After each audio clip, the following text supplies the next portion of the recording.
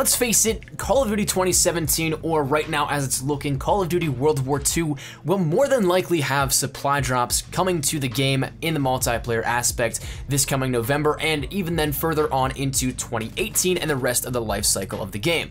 That's something that is, at this point, almost inevitable, and something that we can't, no matter how much we push back, really cancel out on the business side of Activision, simply because it is such a moneymaker. Now that said, that's not to say that there isn't a way to fix these and really make them something that isn't all that bad for players that don't really enjoy supply drops, but still can provide what Activision is looking for. So how do we find that middle ground, and essentially how do we fix supply drops in Call of Duty World War II? We're gonna be taking a look at some ideas that I have here today at this one, and hopefully it is something that is a common middle ground that we can find something, and maybe, just maybe if we're lucky, it ends up being something that maybe I hit the mark while throwing the dart at the dartboard completely blindfolded. Maybe this ends up being the case, and if so, I think this would be the perfect middle ground once again, and perfect compromise for us players and the business side of the game. So let's start at the beginning. Supply drops probably won't be announced anytime in the near future. Probably some information will be released right before launch or at the time of launch, whenever everybody jumps on and sees, well, you know what, there's supply drops in the game. So the very first portion of this, I can almost guarantee, will be branded as cosmetic and cosmetic only. It's basically been the same scenario the past couple of years, where supply drops have been said to be cosmetic only, but later on work into a different little agenda here, and therefore more content is behind that supply drop paywall, whether it be COD points or with an in-game currency like crypto keys or just keys. That's something that later on it eventually goes to that point. But firstly, assuming that it is only cosmetic, I've seen the memes that it's going to be all pink camos and gingerbread men who are storming the beaches of Normandy fighting for the future of the world, but in reality, I don't think that it'll come anywhere close to that. I think that there's definitely some stuff you can do cosmetic-wise that is very cool for players and may incentivize some people to spend their keys on whatever supply drops are available at the time and get something that they will end up enjoying. But what you have to do is make these cosmetic items very intricate, gritty, and badass.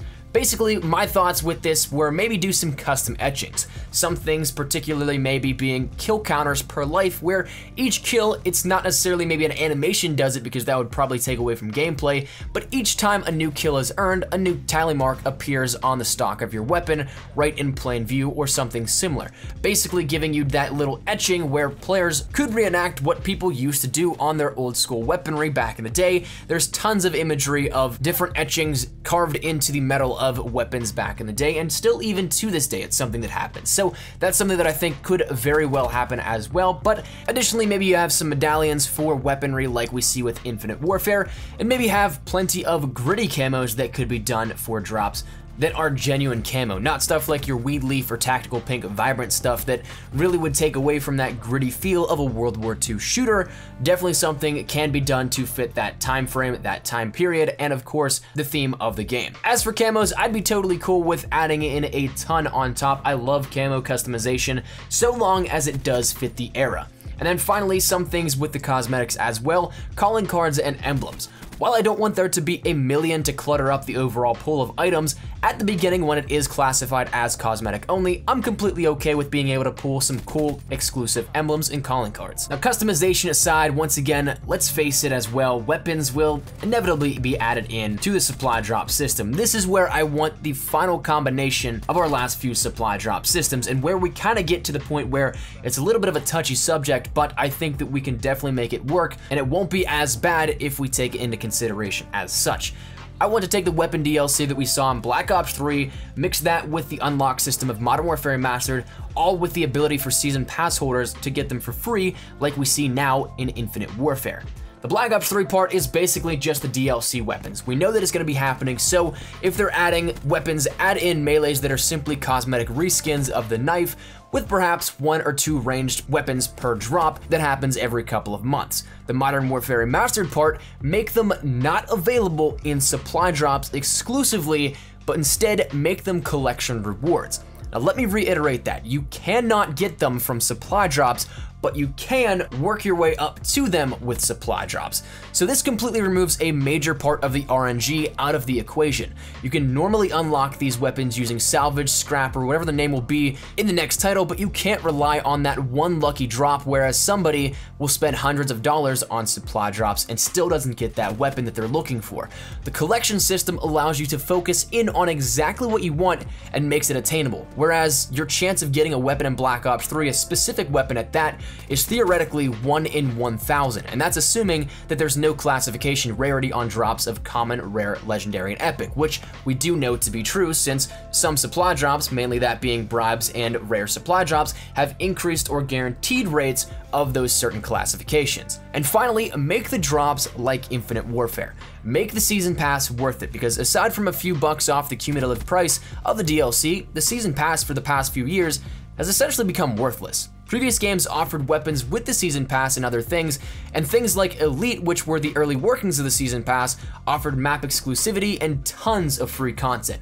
Like, there was literally a drop every single month for Elite, and players got a ton of content, multiple maps for every drop. So the least that we should have now is some weapon DLC, like how Infinite Warfare gives out the new base weapon drops to Season Pass holders. Now, of course, I'm not the biggest fan of variants, but if that means granting variants, truthfully, I'd be alright with that. That part is, of course, more personal opinion based and may not fit yours, but that's completely okay. Moral of the point, though, is that make them free to Season Pass holders. Now, if we do that, we introduce that kind of system, a combination of what we've seen the past couple of years.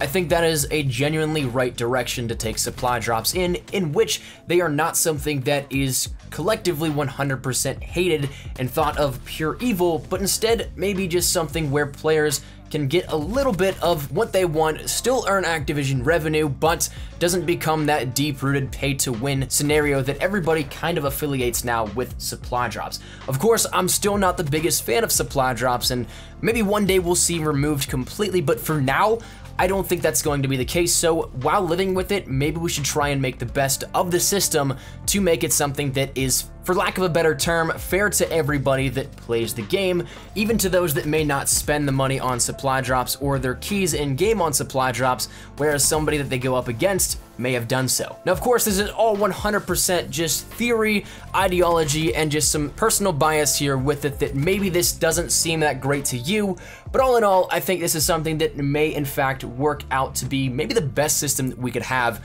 with this at the moment. Of the things that we've seen so far, I think that this combination could be the most fruitful for the community and maybe even Activision at that point. It might be a little bit of a give and take and one-way street to get this, whereas the fans kind of make out a little bit more, but whenever it comes down to it, I think that this is something that still could theoretically happen.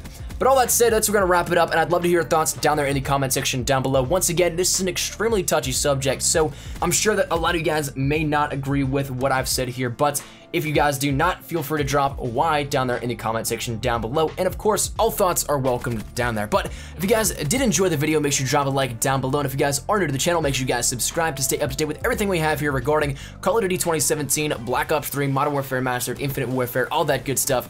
We got you covered here up on the channel. And finally, if you guys want to follow me over on Twitter, that is the best place to get connected with me here outside of YouTube. Practically live on Twitter, so if you guys want to strike up a conversation, ask me a question, whatever it may be, link is down there in the description below. But all that said and out of the way, thank you dude so much for watching. Mine's been Nikolai Espresso. Hopefully you guys are having a great day. Take care and peace.